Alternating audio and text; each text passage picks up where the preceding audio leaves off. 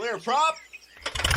Star 73, Yankee number 2, following twin traffic, 3 mile final, clear subject, 1 Charlie Bravo, exited in runway 25, going 4 mile final. This is Behind the Prop with United Flight Systems owner and licensed pilot Bobby Doss and his co-host, Major Airline Captain and designated pilot examiner Wally Mulhern.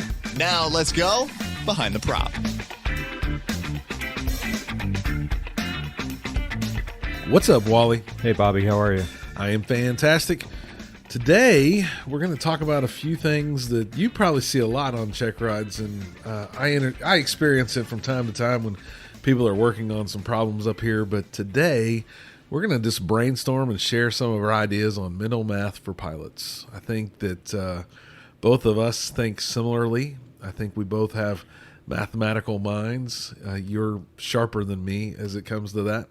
But too often I hear crazy math answers that blow my mind. And we're going to share some tips and tricks for pilots out there that if maybe you're not as mathematical savvy as Wally is, maybe these things can go down in your EFB or on your notepad and help you solve some math problems. And we're going to jump all over the map as it relates to some of this stuff. So let's jump right in. Yeah, one of the problems that I think we have is that every one of us has a very complex, a very nice calculator at our disposal on our phone.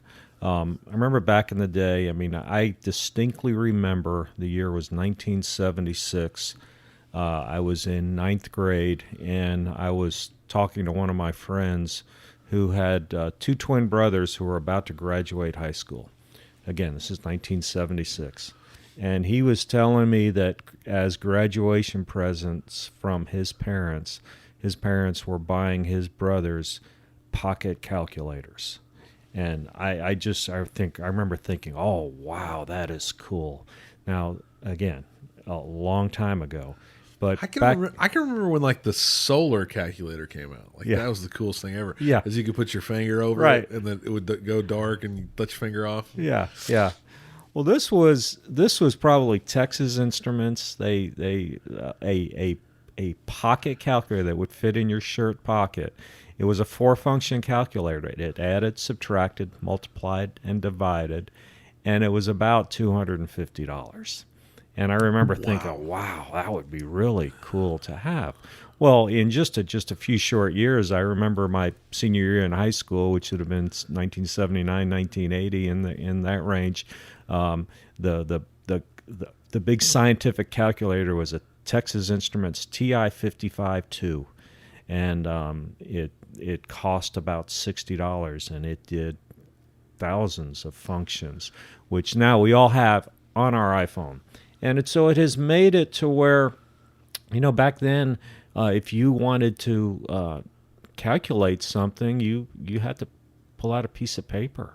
And so it made you learn to be able to maybe do these things in your head. And we've lost that. We have lost that skill nowadays. I see it every day on check rides. I will ask some very basic questions. There might be some scenarios where I talk to an applicant about flying an airplane on a very, very long flight, ferrying an airplane across the water to an island, and I'll say, okay, we have a 2,000-mile flight, and our ground speed today is 100 knots. How long is it going to take us? So you make the question very difficult. That sounds very difficult. Yeah. 2,000 divided by 100. And I don't know how many of the listeners are out there right now pulling out their calculator, but 2,000 miles, 100 knots is going to take you 20 hours. And I just really think you ought to be able to do that in your head. And then I will say, okay, so it's going to take 20 hours. We are burning 10 gallons of fuel per hour. How much fuel are we going to burn? And, when you multiply by something by 10, all you have to do is add a 0 to it. So 20, add a 0, we're going to burn 200 gallons. And I get answers that are all over the map. I see people pulling out calculators and still getting the answers wrong. So, and we talked about this a little bit before we started recording, and maybe the listeners can provide us some feedback. I mean, maybe they're not just bad at math, but you talk about how important fuel is all the time. Fuel, fuel, fuel, fuel, fuel. And the person, they're on a check ride, so they're already nervous, and now they're taking fuel out of it, or they're thinking about a fuel problem, which is the most important thing per you as it relates to flying. And maybe it's a little bit of the overall stress that they're thinking about fuel, they're thinking check ride. It's not just the mental math, but that's my guess. Maybe the listeners can let us know, but I think you compound all that, maybe not with zeros at the end of all these numbers, should it be that difficult, but I think that does have to compile to make things worse. Right. I agree. I get that. There is some aspect of that. But I do think, because of all the tools that are at our disposal, we have gotten a little bit lazy.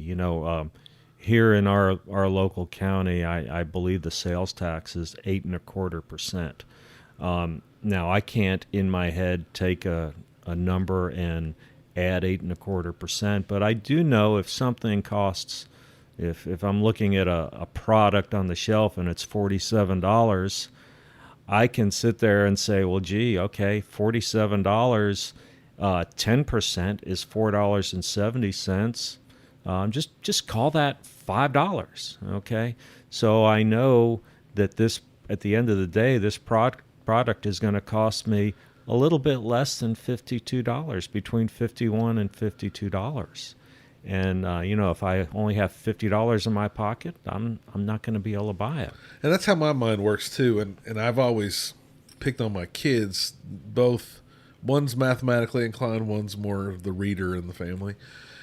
And I've always called that bracketing, whether that's really what it is or not. I don't know, but I put brackets around these chunks of numbers, and then I, can cut that stuff up. Obviously, if it's a $100 item, it's pretty easy that it's going to be $108.25 for this tax that's going to go on top of it. But I think if a quarter, $25 is $2 something for the tax, and $50 is $4 something for the tax, right? And that just makes sense to me. But I don't think everyone's brain works that way. But that's how some aviation math works as well. And we'll start talking about some of those turning times things that we're going to talk about from 90 degrees, etc. The one math thing that I've struggled with as an aviator, or used to struggle with maybe, was Celsius and Fahrenheit conversions, right? We deal a lot with temperature. We talk a lot about temperature and dew point spreads. Those are all in Celsius. What does that mean to me in Fahrenheit? And while a lot of times it's converted or calculated for me, maybe in my FB, we kind of need to know some things. A couple tips you have. One is memorizing some numbers. What numbers do you think all pilots should memorize as it relates to Fahrenheit and Celsius? Yeah, I think most of us know that 15 degrees Celsius equals 59 degrees Fahrenheit. That's a standard day. That's something that we just know. I would like to think that most of us understand that 0 degrees Celsius is 32 degrees Fahrenheit. The Celsius scale makes a whole lot of sense. 0 is freezing, 100 is boiling. So 0 Celsius equals 32 Fahrenheit. 100 Celsius equals 212 Fahrenheit. And, we're probably not going to spend a lot of time up at those high numbers. But just know that from on a Celsius scale, from freezing to boiling is a 100-degree spread. On the Fahrenheit scale, freezing to boiling is a 180-degree spread. So that's 212 minus 32. That's where we come up with the 180-degree spread. And that alone should make it easier for people if they did.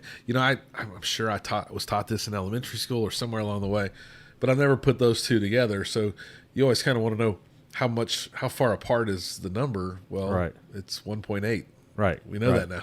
And just call it 2. Just call it 2. Right. Say that the Fahrenheit is for every 2 degrees Fahrenheit, it's 1 degree Celsius. So if we know that it's, let's say it's 17 degrees Celsius, well, we know that 15 is 59. 17 is 2 more than that. So 63. 63. 17 is about 63 degrees. And if you memorize a couple of reference numbers, if you know that 8 degrees Celsius is 46 degrees Fahrenheit, that's kind of a middle between freezing and 15. And then if you just memorize that 22 is 72, 22 Celsius is 72 Fahrenheit, you can probably function fairly well just knowing 0 is 32, 8 is 46, 15 is 59, 22 is 72. Now, if you want to get real technical, to go from Celsius to Fahrenheit, all you have to do is double the number, subtract 10%, and add 32. That may be a little bit intimidating for some, but let's take a number, 17. 17 doubled is 34. Take away 10%, call it 3. We're now at 31. And add 32, so it's 63. Well, that's the example we just used. So 17 is in fact 63. Yeah, and the math does just work. Now, the easy way in my brain, how that would be bracketed would be, okay, let's say I'm looking at the weather and it says 29 degrees Celsius. Well, the first thing I'm going to do is probably round that up to 30. Right. Because I know that's going to be a lot easier math on me, even if I am mathematically inclined, than 29. Right. So 30 times 2 is 60. Take away 10%, which is 6 degrees. So we're at 54 now. And I add 32. That's going to be 86. Right? So I guarantee you 30 is 86 degrees Fahrenheit. 30 degrees Celsius is 86 degrees Fahrenheit. And it's pretty easy. Now, the real number was 29. So what am I, 84, 85 instead? Right. 83? I mean, right. Do we really care at that point? I mean, it's not going to make a difference. If we were at freezing levels, maybe we'd be a little concerned about 2 or 3 degrees. But as Wally said, the real math on the trick is doubling the Celsius number, taking away 10%, and then adding the 32, and you're going to be spot on every time. Yeah. Yeah. Okay, so you talked a little bit about fuel burn. I think you've shared this trick in the past, but one that I like to use because we have a variety of aircraft is the horsepower on an engine kind of will give you the fuel burn per hour on an aircraft as well. I think you talk about it getting a little bit broken on the higher end of RPMs or horsepower, but 180 horsepower engine, if you divide it by 2 is 90. And you divide that by 10, it's about 9 gallons per hour. That's probably really, really close, right? Yeah. And if you said 160 horsepower engine, same math, 160 becomes 80, divided by 10 is 8, so you're going to burn a little less fuel. On my 182s, they have 230 horsepower. You're down to 115, probably 11.5, 12 gallons per hour. Really good math if you don't know what your fuel burn is. Do not make long cross-country calculations based on this. But if you wanted a rule of thumb of some sort on how much fuel you're going to burn, I think the one we can all agree on is probably going to be 10 in the most of the aircrafts we're flying. If you even took those numbers and added them all up, 9, 8, 11.5, divided them by 3, it's 9.5. So a really good safe number probably is to think about 10. Yeah. And how many times do you softball that question to your applicants and they can't figure it out? Yeah, it happens quite a bit, and where there seems to be a lot of confusion is when we start talking about fuel burn. A lot of people will use 10 gallons per hour, and then I will usually get into, I'll say, okay, well, let's you're being ultra conservative here. Let's really look and see what the book says our fuel burn for today is. And so we may pull out the book and we're talking about maybe 75% power. We're getting a true airspeed of 108 knots, and the fuel burn is 8.1 gallons per hour. And I'll say, okay, well, now we have a 2 hour and 36 minute flight. So how much fuel are we going to burn? And I see a lot of confusion right there. I mean, I see a 2 hour and 36 minute flight as 2.6, but a lot of people have some issues converting the minutes to decimal. And what we have to know is that a clock is based on 60 minutes in an hour, and decimals are based on 100. So 2 hours and 30 minutes is not 2.3. 2 hours and 30 minutes is 2.5. And the CFIs are usually pretty good on this because that's how they get paid. They get paid by the decimal. They get paid by the Hobbs meter. And that's how the airplane works. The thing is, they go in a briefing room and do ground school, and then they come out.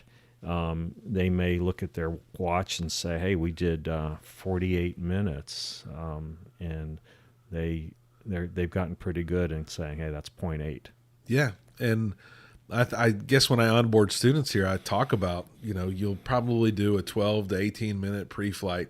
And I got to think they're sitting here going, why are you so specific that it's 12 to 18 minutes for a pre-flight conversation? And I'm in my brain just bracketing the 0.2 or 0.3 that we're counting, that the CFI is going to put down for ground. Right. The other thing I thought of this not too long ago, there's nothing that says you can't do a 15-minute pre-flight.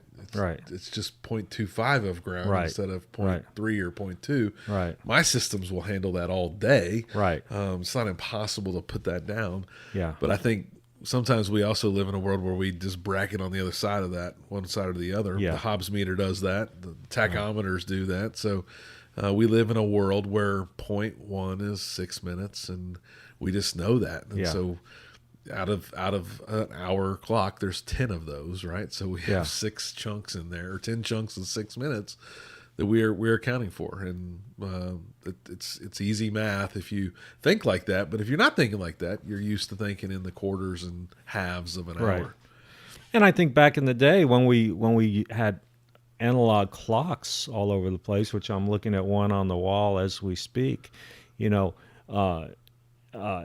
when it was 15 minutes after the hour, a lot of times we would say it's a quarter after 10. Yep. A quarter is 25 cents. 15 minutes after the hour is 25% of the hour. Yep. And maybe that is from the old days. Because we used to see analog.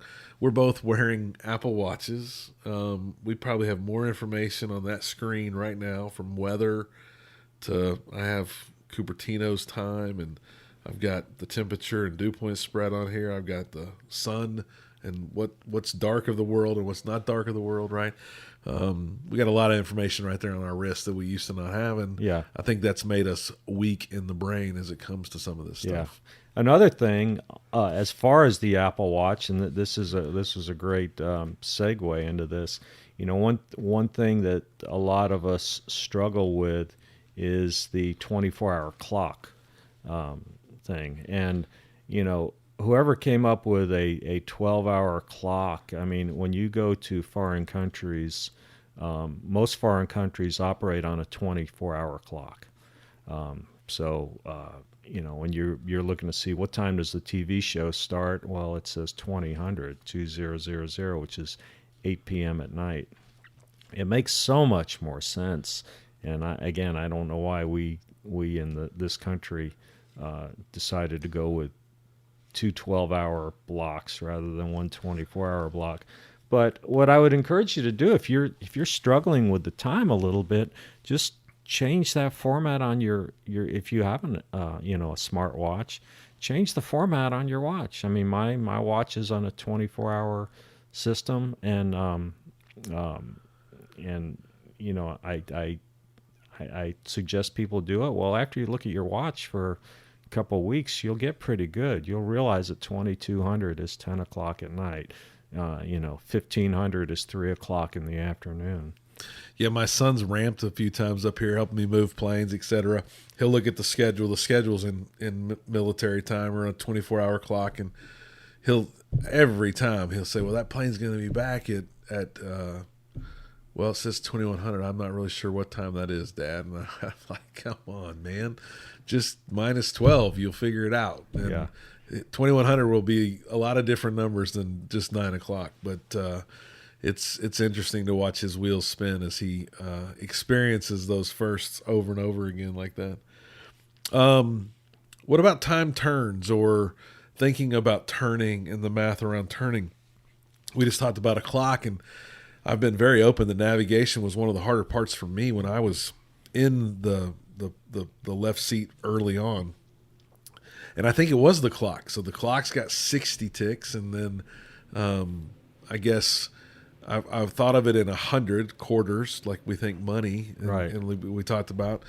And then you triple it with kind of the compass rose on top of that, right? Yeah. And until I realized that it was really tripled, it was really, really difficult for me. And the day that I realized it was just triple, each minute was 3 degrees, or each tick was 3 degrees, or however you want to calculate that in your own head. It's 360 degrees around the compass rose. I really struggled with it. So as I was learning how to make time turns, obviously the hundreds were easy for me. So the quarter of the way around, the halfway around, three quarters, and a full turn, how much time was that going to take? If a standard rate turn, and it says it on the turn coordinator, 2 minutes, it's easy to say halfway around is 1 minute, quarter turns, half a minute, etc. You start realizing, well, what's 1 degree or 3 degrees? What's that all mean to me? How do I turn? What if I need to turn 20 degrees? How long's that going to take? What if I need to turn 60 degrees? Yeah. All these brackets inside of that became very difficult until I learned that it was just divided by 3. Yeah. It says it right on the turn coordinator. It'll say 2 minute. And so 2 minutes is 120 seconds. 360 divided by 120 is 3. So you're turning a standard rate turn, you're turning at a rate of 3 degrees per second. So, a technique of being able to divide things by 3 is probably a pretty good tool to have in your back pocket if you want to turn right 20 degrees. And we don't even have to talk about decimals. 20 divided by 3 is 7. Okay, let's just call it 7. It's not. You just blew everyone's mind because they're going, Wally, it's really 21. Yeah. 30 is easy. 30 divided by 3 is 10 seconds. 40 divided by 3 is 13. Okay, so if you want to turn 20 degrees, put it in a standard rate turn, hold it for 7 seconds, and just count it in your head. 1001, 1002, 1003. You don't have to find the clock in the airplane and hit a start and stop or reference the second hand. I mean, if it's all very convenient to you, that's fine. But just put it into turn for 7 seconds, 6 seconds, 8 seconds in the ballpark, and then make small adjustments.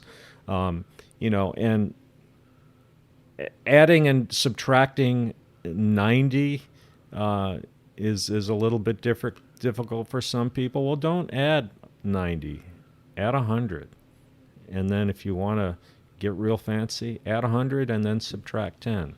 So 150 degrees plus 90, well, it's 250 minus 10, it's 240. Right. That should help a lot of people out there. Maybe not so much, but a little bit of mental math. And you probably learn this when you're doing steep turns, and then you may forget it once you start flying in the future. But a good rule of thumb or a mathematical equation for you is that when you're turning, you should lead the rollout by about half of your degree of bank angle. Right. So if I'm in a 30-degree bank turn and I want to come out on a heading of north or 0, I should lead that by about 15 degrees. Right. And that's pretty easy on either side of that 0. I should be able to pick that coming out of that turn and start my rollout half of whatever my bank angle is. If I'm at 45 degrees, like you said, I don't necessarily have to be perfect, but somewhere in the 20-degree range, I need to start my rollout. so that I can nail it on my heading as I'm coming out. Right. And that's just good pilotage, but a good trick that it'll work on any bank angle for you to start coming out of your turns. Yeah. What other math problems do you present your applicants, Wally, that might help the listeners? Well, another thing is descent planning. Okay, we're at a given altitude. Where are we going to begin our descent? And this is a function of ground speed. So, what I use in a 180 knot airplane, if you take your altitude and multiply it by about 7, that's about how far out you want to start your descent. So if we're at 7,000 feet, and again, this is a 180 knot airplane, the faster or the slower the airplane, the smaller the number is going to be. A 180 knot airplane, 7,000 feet, you're going to start your descent about 7 miles out. 150 knot airplane is about 5. 120 knot airplane, somewhere around 3. So, and this is assuming a constant descent. You could get into how many minutes am I out, and I want to descend at, say, 500 feet per minute, and you can do all that. But again, it's a function of ground speed. So if you have a smoking tailwind today and you're in that 180 knot airplane, maybe that factor is going to be more like 8 or 9. Yeah, you just said that you would start descending 3 or 5 miles out, but you mean a multiple of that. So I think you do anyway, that if you're at 7,000 feet, you'd multiply that times 7, so it'd be 49 miles out. Yeah. Not 7 miles away. It'd be more like Okay. 49 miles out. Correct. And that's because you're going to have that 500 feet for probably a good 7 to 10, 15 minutes there, and ultimately you're going to be losing 500 feet per minute over that spread of time. So, and you should recalculate. Every couple of minutes. Don't just start a descent and then go brain dead on this thing. It's just like, you're budgeting your energy. You're using your energy. So just like a bank account, you get paid at the beginning of the month. Maybe you only get paid once a month. Around the 15th of the month, I would like to think that you're looking at the bank account and saying, okay, how am I doing? I've got X amount of money and I have X times 2 bills to pay. This isn't going to work. I'm going to have to come up with another plan. Yeah, no question. And I use the example of flying back from Austin regularly. My wife likes a nice, delicate descent, so probably 500 feet per minute. And it's easy if I say I need to descend 5,000 feet. I need about 10 minutes to lose all that time, right, or that altitude, right, and to be able to burn that off. And then you got to start thinking, with that 10 minutes, I need to start thinking how far am I going to go, depending on the aircraft that I'm in, and that's where that math gets it done for me. Yeah. Anything else that you do with your applicants or see pilots regularly make mistakes on, maybe not just in check rides, but you fly with a lot of people and talk to a lot of pilots? Well, yeah, and I see issues with calculating weight of fuel. We'll talk about weight and balance, and I'll either give an out of balance or an out of weight or an overweight scenario, and I'll ask, well, what are our options? We're going to land at our destination with 22 gallons of fuel, and we are 18 pounds overweight. Is there anything we can do? And what I'm looking at is take out an 18-pound bag. Yeah. Take out an 18-pound bag, and that's usually the first answer I get, and I say, well, no, we can't do that. The bags need to go. Is there anything else we can do? And of course, I'm getting at, well, we could take out 18 pounds of fuel. Well, how much fuel is that? And I usually lob a softball. I usually give a very nice round number. It's usually divisible by 6. And I do think that we should be able to say 18 divided by 6 is 3. Let's take out 3 gallons. Yeah, I don't remember what it was like when I was in my private check ride and I had all this mental math in my head, but I do believe I knew that a gallon of gas weighed 6 pounds, and I think that was beat into me over and over and over again. As I take out fuel now, I when I take my family places and I need to take fuel out, I try to take 5 gallons out of each side. I'm pretty easily telling myself that's 60 pounds I'm getting out of that aircraft. And I know what my usable load is now, so I can put 60 pounds of people or baggage or whatever that might be instead. I just don't know if it's complex or if it's just one more piece of overwhelming information for students. But maybe it's a little bit of the fuel and a little bit of the overwhelmingness. But if you were to lob up, what do I do if I need to take 18 pounds off the plane? I'm pretty sure I'm going to guess 3 gallons of gas first off. So yeah. Again, much like the ticks and minutes, there's a lot seems to be happening around the number 6, the number 3, dividing things in half or multiplying them in 2.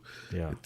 There's a lot of similarities here, and I think that if you're going to keep flying, a lot of these are going to start making a whole lot of sense for you as a pilot, but you should be able to do some of this mental math in your brain pretty easily for sure. And just make sure everything passes the smell test. And what do I mean by that? I think I've used this example on the show before, but, if we were to go down to the local cafe at the end of the runway and order lunch today and say, I'd like a hamburger and fries and a Coke, and the lady said that'll be 71 cents. We would probably say that doesn't sound right. The other side of that is if she said that will be $42.37, we would probably say that doesn't seem right either. Now, if she came back and said that'll be $11, we'd probably say, yeah. I mean, because how many times have you gone into a restaurant and ordered a meal and not really paid a whole lot of attention to the price, but about what it ought to cost. So when you do these calculations, step back and look at it and say, does that make sense? Yeah, you gave one before we started recording about the 40 gallons in an aircraft, and you flew for about 2 hours, and I think the math was that you burnt 21 gallons of fuel or something, and they said you had 29 gallons left, right? Right. It just doesn't even feel right. It almost makes me cringe to think that's not even close. Right. Although I understand where the math problem got off a little bit, and in the same respect, it's about half the fuel. So it's got to be right around 20 again. It can't be 30. It's got to be 20. Right. So it's another good example of something breaking down and failing the smell test that should scream there's something wrong here, because that's something that could get somebody hurt if they're making that mistake on the mental fly. They think they have a whole other hour of flight, and that could be very, very dangerous. Right. Yes.